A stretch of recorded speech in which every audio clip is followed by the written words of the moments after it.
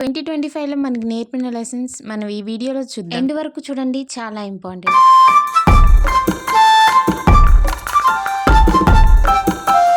Hi అందరికీ, అందరూ ఎలా ఉన్నారు? నేనైతే చాలా బాగున్నాను. మీరు కూడా బాగుండాలని మనస్ఫూర్తిగా 2025 ఇలా గడిచింది.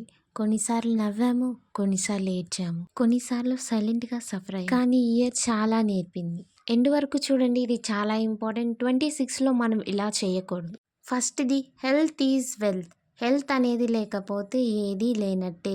మనీ ఉన్నా హెల్త్ లేకపోతే వేస్ట్. ఉమెన్ హెల్తీగా ఉంటేనే ఇంట్లో ఉన్న వాళ్ళందరూ హెల్తీగా ఉంటారు. ఫ్యామిలీకి స్ట్రెంగ్తే ఉమెన్ కాబట్టి హెల్త్ ఈజ్ వెల్త్. ఉమెన్ అని కాదు, ఎవరైనా హెల్తీగా ఉండాలి. ఫుడ్ హ్యాబిట్ చేంజ్ చేసుకోండి, హెల్తీగా తినటం నేర్చుకోండి, ఎక్సర్సైజ్ స్టార్ట్ చేయండి. హెల్తీగా లేకపోతే మనశ్శాంతి అనేది కోల్పోతాం. మనం ఎప్పుడు మనం మైండ్ అనేది పీస్ ఆఫ్ మైండ్ ఉండదు.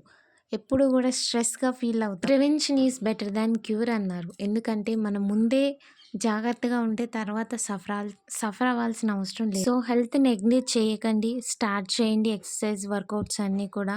హెల్తీగా తినటం నేర్చుకో. సెకండ్ వన్ వచ్చేసి money. Money is life, life is money. మనీదేముంది, ఇవాళ పోతుంది రేపు వస్తుంది అనుకుంటారు. ఇవాళ పోతుందేమో, రేపు తిరిగి రావాలంటే రాలేదు. కాబట్టి మనం ఎంత సేవ్ చేసుకోగలిగితే అంత సేవ్ చేసుకోవాలి మనీని. మీరే చూసారు 25లో గోల్డ్ రేట్ ఎంత హైగా ఇంక్రీజ్ అయిందో. ఇప్పుడు గోల్డ్ కొనాలంటే కొనగలమా? అది కూడా మిడిల్ క్లాస్ వాళ్ళం అసలే కొనలేం.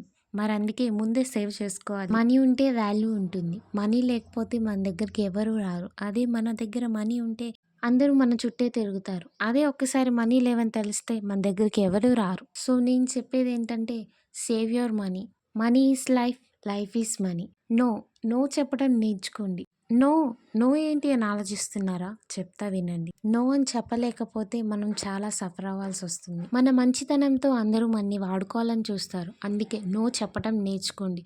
ఇది ఇవ్వు అంటే నేను ఇవ్వను అని బౌండరీస్ క్రియేట్ చేసుకోండి. లేకపోతే మనం ఎఫెక్ట్ అవుతాం. ఇలా నో చెప్పడం నేర్చుకోవడం వల్ల మనం చాలా అంటే చాలా హ్యాపీగా ఉండగలుగుతాం.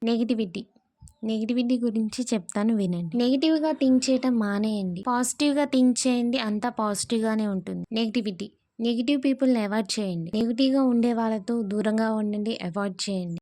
మన ముందు మనతో మంచిగా ఉన్నట్టునే నటిస్తూ మన వెనకాల చాలా గోతులు తవ్వుతారు.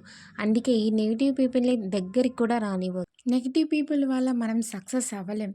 వాళ్ళు మనని డీమోటివేట్ చేస్తారు, మనం సక్సెస్ అవ్వనివ్వరు. కాబట్టి ఇలాంటి చీడపురుగులందరినీ తీసి పారేయండి.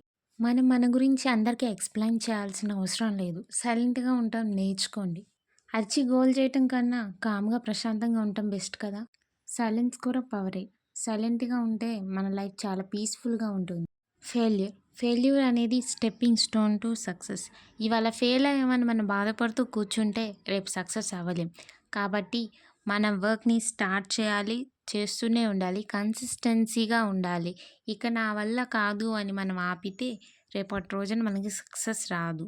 సో డీమోటివేట్ అవ్వకుండా మోటివేట్ అవ్వండి. మిమ్మల్ని మీరే మోటివేట్ చేసుకోండి. స్ట్రాంగ్గా ఉండాలి. మనం ఎంత స్ట్రాంగ్గా ఉంటే మన సక్సెస్ అంత స్ట్రాంగ్గా ఉంటుంది.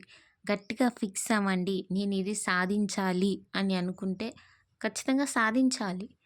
వేరే అన్ని మైండ్లోంచి తీసేయండి. Just focus on your goal. 2025 నాకు సక్సెస్ ఇచ్చిందో లేదో కానీ నన్ను మాత్రం చాలా స్ట్రాంగ్గా చేసింది. మనం స్ట్రాంగ్గా ఉండాలి, సక్సెస్ అవ్వాలి.